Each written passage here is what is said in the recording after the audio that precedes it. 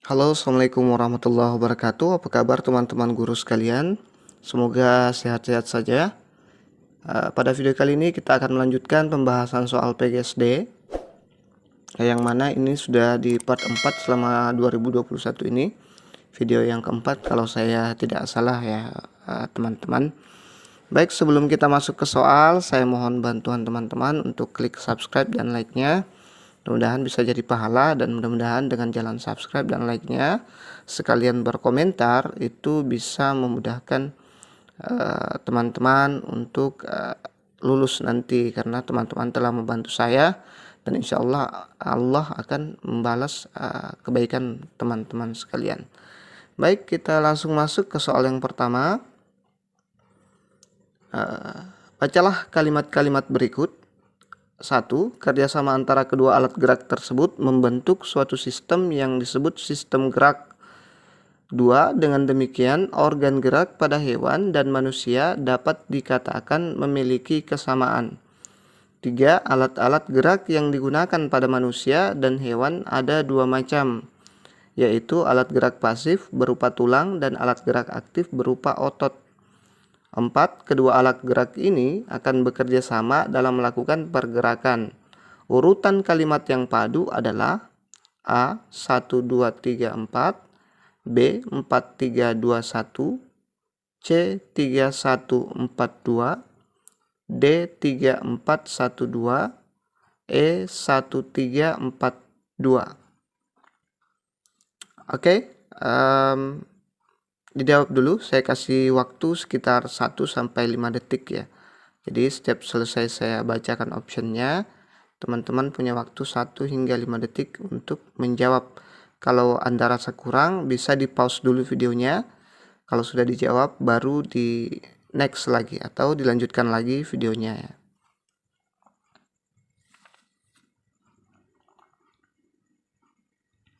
Jadi jawaban yang tepat adalah D ya, 3, 4, 1, 2. Susunan paragraf yang terpadu dimulai dengan kalimat yang menyatakan pernyataan umum, diikuti dengan pernyataan-pernyataan yang bersifat khusus ya.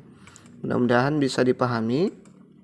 Jadi dalam sebuah paragraf itu kalimat pertama itu dijelaskan oleh kalimat kedua, kemudian makin mengkerucut ke kalimat ketiga, kemudian makin mengkerucut lagi ke kalimat keempat. Seperti itu dalam sebuah paragraf ya. Oke, coba kita balik ke soalnya. Nah, di sini saya mau kasih trik untuk soal yang seperti ini. Teman-teman tidak usah gegabah, langsung saja ke sini ya, langsung saja ke soal, ke sini. Mau diapakan kalimat-kalimat di atas ya.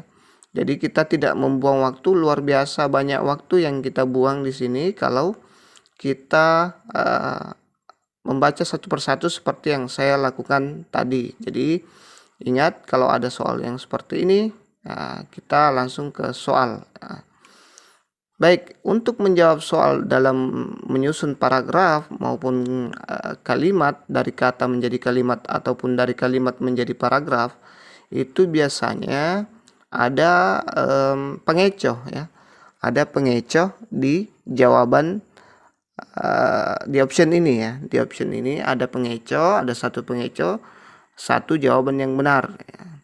Jadi dalam setiap soal itu ada satu pengecoh, 3 salah, dan satu jawaban yang benar.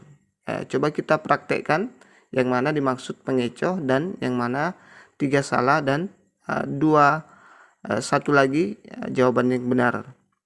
Oke, jadi kalau kita mau perhatikan, langsung saja lihat yang kayak gini teman-teman. Kalau ada yang kembar-kembar seperti ini, coba jawab dulu yang kembar-kembar seperti ini. Misalnya ada yang pertamanya 1, kita coba jawab dulu yang ini. Atau kita jawab dulu yang 3, yang sama 3. Nanti terakhir yang tidak punya kembar ya, seperti itu. Itu trik saya ya, trik saya pribadi. Coba kita cek yang A, dia punya kembar 1, 1. Coba kita cek yang A. 1. Kerjasama antara kedua alat tersebut membentuk suatu sistem yang disebut sistem gerak. Ya, ini sudah bingung kita ya. Berarti ini tidak boleh kalimat yang ini tidak boleh diletakkan di kalimat pertama dalam paragraf. Kenapa? Karena kita bingung. Nah, ini tersebutnya apa ya? Tersebutnya apa? Oke, mudah-mudahan bisa dipahami. Jadi option A otomatis salah karena dia tidak bisa diletakkan ke di awal paragraf ya, seperti itu. Jadi ini salah, yang punya nomor 1 salah. Jadi kita bisa cepat mengeliminasi jawaban yang salah. Oke, sekarang kita pindah ke option berikutnya, yaitu yang 3 lagi nih. Coba kita cek yang C ya.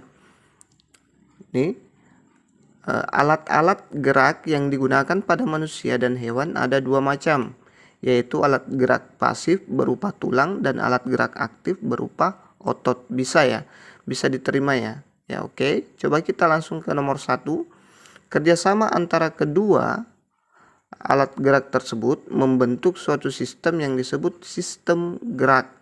Nah, ini dia bisa jadi ya. Kita kadang seperti itu. Oh, di sini ada kerjasama. Selanjutnya kerjasama. Tadi disebutkan bahwa ada 2 alat gerak, ya. Ini bisa ya. Oke, jangan dulu. Kita lanjut dulu ke kalimat selanjutnya. Alat-alat gerak yang digunakan pada manusia, maaf tadi ya, 3, 1, 4. Kedua alat gerak ini akan bekerja sama dalam melakukan pergerakan. Kedua alat gerak ini akan bekerja sama dalam melakukan pergerakan. Biasanya kita akan terkecoh, kita akan menganggap C ini adalah jawaban yang benar, padahal terbalik, karena seharusnya kerjasama ini bekerja sama ini dijelaskan di kalimat 1 ya, bukan di sini kemudian ke sini. Ya, di sini dia bekerja sama untuk membentuk suatu sistem gerak. Kalau di sini baru dijelaskan tentang bekerja sama dalam melakukan pergerakan. Mudah-mudahan bisa dipahami ya teman-teman. Ini lebih ke khusus ya. Ini masih umum. Di sini masih dibahas kerjasamanya. Di sini kerjasamanya itu dijelaskan lagi bahwa di kerjasama itu dia membentuk suatu sistem yang disebut sistem gerak. Inilah bahayanya yang pengecoh. Ini aja yang dibalik ya. Tapi kalau kita buru-buru, kadang kita akan jawab ini karena kita tidak sempat menganalisa dengan baik ya, karena kita keburu waktu. Makanya jika ketemu soal seperti ini, tidak usah diladenin bacaan-bacaan panjangnya, langsung saja ke soal biar kita bisa memanfaatkan waktu kita di option-option ini ya teman-teman. Jadi kalau yang benar, coba kita lihat, cek alat-alat gerak digunakan pada manusia dan hewan ada 2 macam, yaitu alat gerak pasif berupa tulang dan alat gerak aktif berupa otot. Kemudian kedua alat ini, tadi kan disebut di sini ada 2 macam. Kemudian dijelaskan lagi bahwa kedua macam alat gerak ini bekerja sama dalam melakukan pergerakan. Di sini pergerakannya itu membentuk suatu sistem yang disebut sistem gerak. Kemudian dengan demikian, ini kata dengan demikian selalu kita temukan di akhir paragraf ya teman-teman, sebagai penutup dari paragraf ya. Saya kira jelas ya teman-teman. Mohon maaf kalau agak belepotan menjelaskan ya. Jadi kita lanjut ke soal berikutnya. Penggunaan ejaan yang tidak tepat pada kalimat di bawah ini adalah: A. Ibu menasihati adik, hati-hati di jalan. B. Saya mau menyampaikan pesan ini kepada nenek. C. Di mana rumah mudik? Tanya Jani. D. Gubernur Papua Barat mengunjungi para pengungsi. E. Kakak Kinan membeli jeruk Bali di pasar.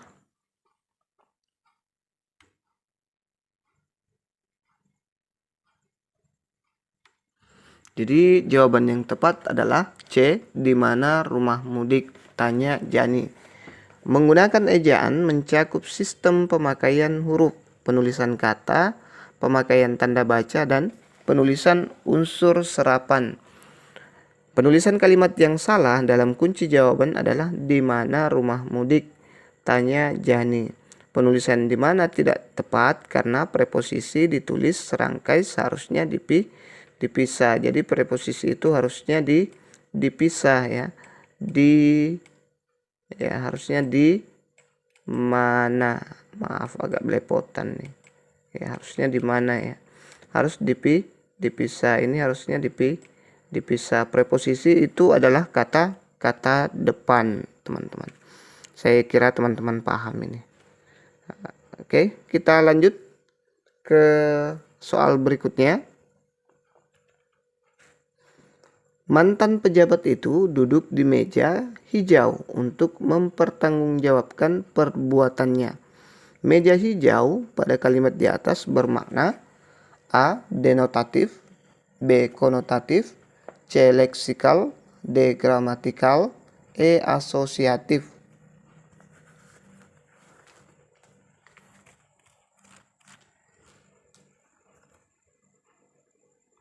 Jadi jawaban yang tepat adalah B ya, dia termasuk konotatif.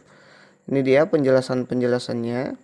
Makna denotatif adalah makna dasar umum apa adanya dan tidak mencampuri nilai rasa. Makna konotatif adalah makna yang berupa kiasan atau yang disertai nilai rasa dan kriteria tambahan yang dikenakan pada makna konseptual. Kemudian makna leksikal adalah makna kata yang seperti dalam kamus. Jadi ini sesuai dengan arti kamus di leksikal ya. Makna gramatikal adalah makna yang diperoleh dari hasil peristiwa tata bahasa. Kemudian makna asosiatif adalah makna yang dihubungkan dengan nalar di luar bahasa. Jadi konotatif itu makna yang berupa kiasan ya, kiasan. Ini disertai dengan nilai rasa. Ya, jadi ini tadi meja hijau itu bukan berarti mejanya betul-betul berwarna hijau, teman-teman ya. Kita paham bersama bahwa meja hijau itu berarti berada di pengadilan ya, pengadilan. Oke. Kita lanjut ke soal berikutnya. Pernyataan di bawah ini yang menunjukkan perbedaan menyimak dan membaca adalah A. Membaca membutuhkan sumber bahan tulisan, sedangkan menyimak membutuhkan sumber bahan lisan. B. Menyimak bersifat reseptif, sedangkan membaca bersifat produktif. C. Menyimak adalah kegiatan yang disengaja, membaca adalah kegiatan yang tidak disengaja. D. Menyimak bertujuan untuk memahami secara mendalam, sedangkan membaca hanya sekedar memahami. E. Membaca dilakukan dengan bersuara, sedangkan menyimak tidak bersuara.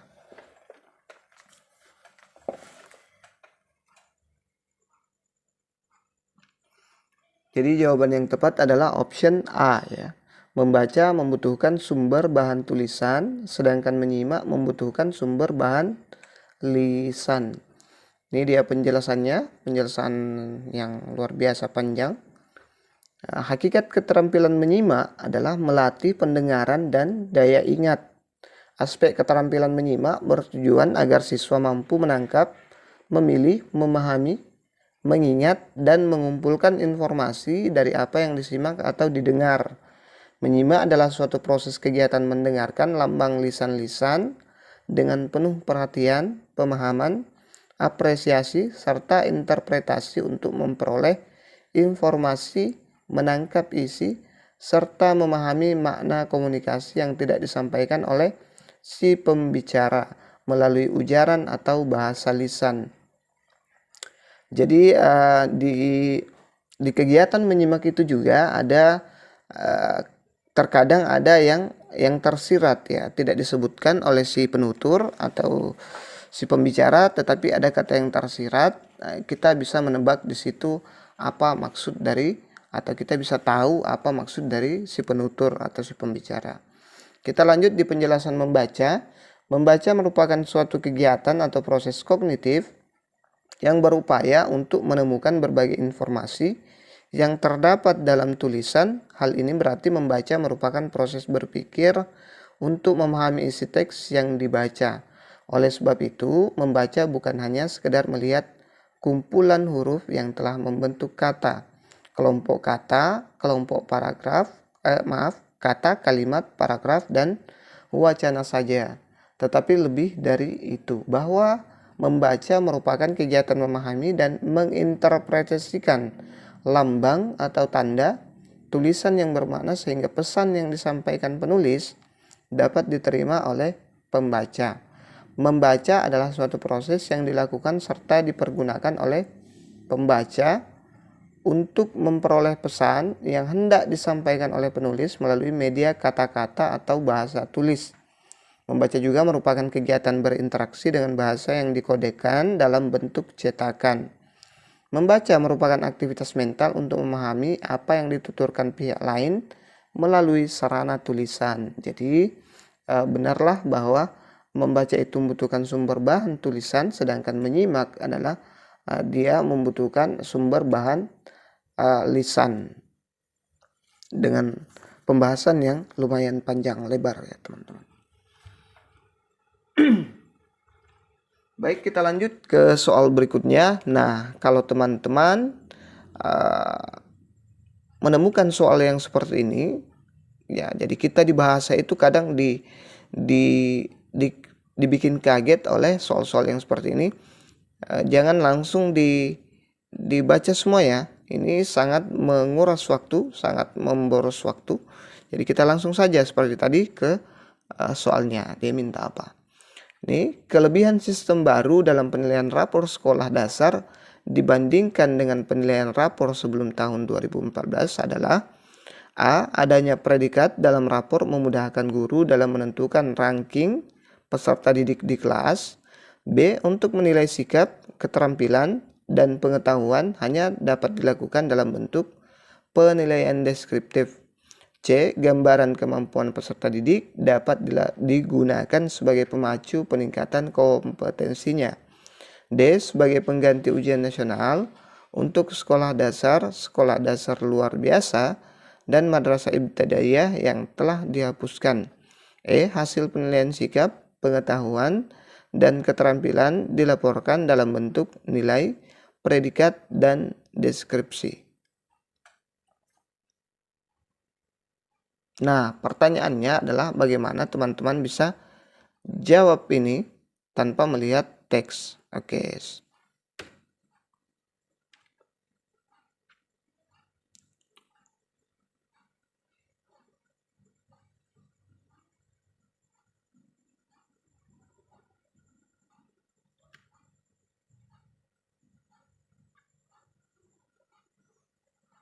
Oke, jadi jawaban yang tepat adalah gambaran kemampuan peserta didik dapat digunakan sebagai pemacu peningkatan kompetensinya.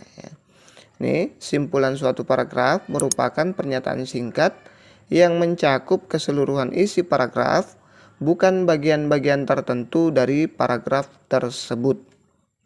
Kita kembali ke soal dulu untuk dibahas. Ini dia. Ya, kenapa kita katakan di sini simpulan? Karena yang ditanyakan di sini adalah kelebihan suatu sistem baru dalam penilaian rapor sekolah dasar dibandingkan dengan penilaian rapor tahun 2014. Karena bacaan ini satu paragraf saja ya. Satu paragraf saja, dan yang dibahas adalah di paragraf itu adalah kelebihan sistem dan penilaian rapor sebelum tahun 2014. Nah, ini membandingkan dalam paragraf itu, makanya kita jawabnya di sini dia termasuk simpulan tentang suatu paragraf. Jadi apa yang dibahas di situ di paragraf itu ya. Ini dibandingkan penilaian rapor sebelum tahun 2014. Oke, coba kita cek jawabannya A. Adanya predikat dalam rapor memudahkan guru dalam menentukan ranking peserta didik di kelas.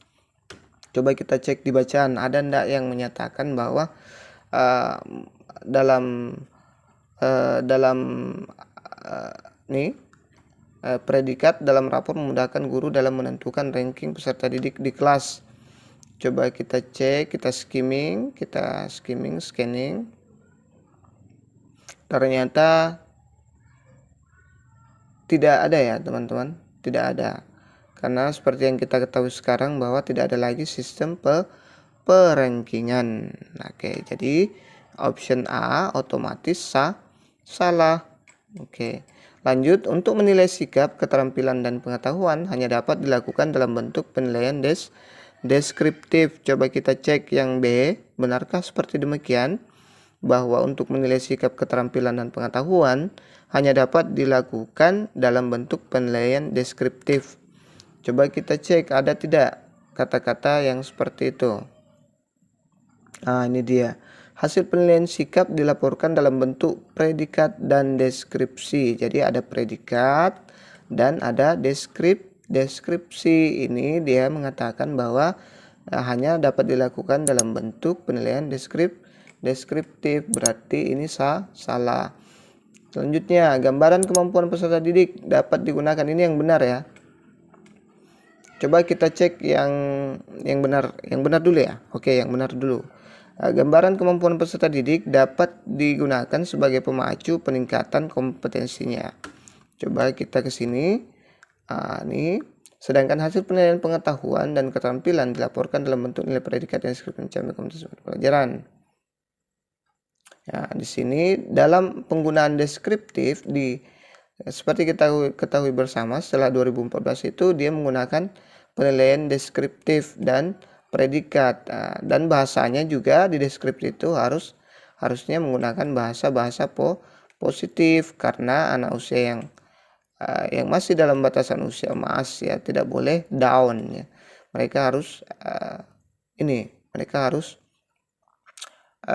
semangat, harus positif bahasanya ya, ini memotivasi. Jadi setelah di bacaan ini ditekankan bahwa penilaian deskriptif dan predikat itu yang punya deskriptif dan predikat nilainya itu bisa memacu anak-anak untuk lebih termotivasi untuk belajar ya, peningkatan kompetensinya, karena di dalam gambaran atau di kata-kata deskriptif itu dia mengandung kata-kata yang positif, seperti itu. Mudah-mudahan bisa dipahami ya, karena yang dibahas di sini kan penilaian rapor setelah tahun sebelum dan setelah tahun 2014, di mana di 2014 itu menghasilkan penilaian yang dalam bentuk predikat dan deskripsi, di mana setelah itu di dalamnya itu harus ada kata-kata bahasa positif sehingga siswa bisa termotivasi. Jadi ini semua ini hanya pemanis saja ya dalam ini. Oke. Mudah-mudahan bisa ditangkap ya. Nah, ini sebagai pengganti ujian nasional untuk sekolah dasar, sekolah dan madrasah tadi yang telah dihapuskan. Ini hanya mengambil di kalimat sini saja ya, sampai sini. Dia tidak mencakup keseluruhan isi paragraf yang membahas tentang perbandingan antara penilaian rapor 2014 dan sebelum 2014 dan apa dampak dari perbedaan itu. Oke. Jadi ini salah ya. Kita lanjut ke E, hasil penilaian sikap, pengetahuan dan keterampilan dilaporkan dalam bentuk nilai, predikat dan deskripsi. Coba kita cek. Di sini hasil penilaian itu predikat deskripsi sampai sini saja ya. Jadi dia tidak membahas, tidak mengambil bahwa di deskriptif itu harus seperti ini, harus seperti ini, harus seperti ini. Dan dia juga tidak mengambil bahwa beda dari 2014 sebelumnya dan setelah 2014. Jadi dia hanya mengutip sedikit di sini. Jadi option E juga otomatis salah. Mudah-mudahan bisa dipahami ya teman-teman. Memang agak susah kalau dalam video seperti ini, dan saya juga tidak bisa menggabungkan tadi di sini dengan bacaan antara bacaan dengan soalnya dan option-optionnya, karena nanti kecil ya, teman-teman juga tidak bisa baca. Kita lanjut ke soal berikutnya. Oh, ternyata habis. Itu saja dulu yang sempat kita share pada kesempatan kali ini. Mudah-mudahan bermanfaat. Saya harap teman-teman subscribe, like, dan mohon berkomentar ya. Berkomentar apa saja. Itu bisa, satu komentar teman-teman itu bisa menaikkan semangat saya, memacu semangat saya untuk terus berbuat. Itu tandanya teman-teman benar-benar memperhatikan apa yang saya share di sini ya teman-teman. Demikian, wassalamualaikum warahmatullahi wabarakatuh.